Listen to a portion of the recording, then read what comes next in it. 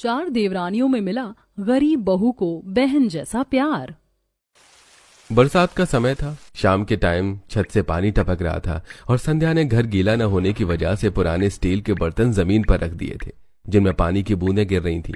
संध्या एक कोने में बैठी हुई थी। संध्या का बचपन खुशियों वाला नहीं था।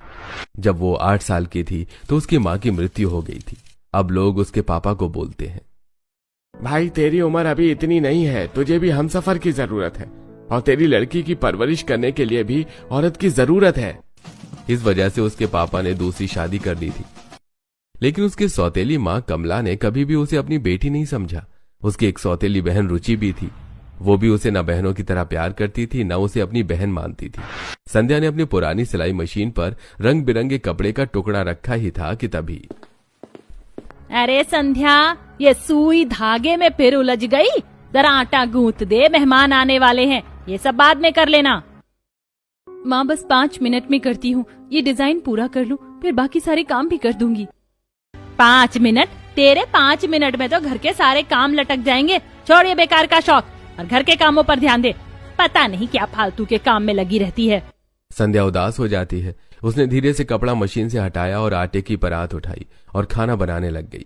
संध्या रात के खाने के बाद चुपचाप अपनी पुरानी किताब में डिजाइन स्केच बना रही थी।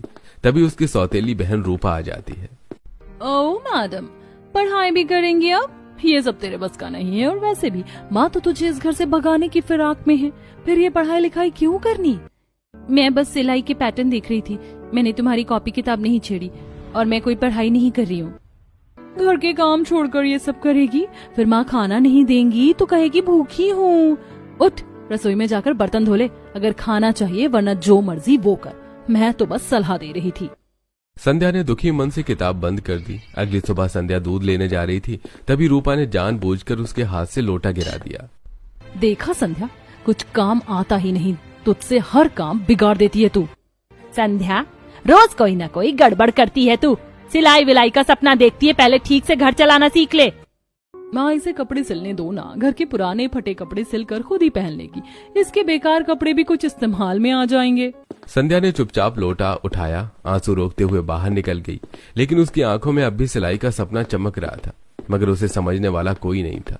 कुछ समय ऐसे ही बीत गया। एक दिन पड़ोस की शकुंतला चाची रिश्ता लेकर संध्या के घर आई। भाई साहब, एक बहुत अच्छे अमीर घर का रिश्ता आया है संध्या के लिए। अगर आप कहो तो बात आगे बढ़ा दूं। ऐसे अच्छे रिश्ते रोज नहीं आते, तो सोच लो एक बार और जल्दी बता देना। सौतेली माँ कमला की ये बात सुनकर कान खड़े हो गए और आंखों में रुपए चमकने लगे। संध्या से उसने कभी प्यार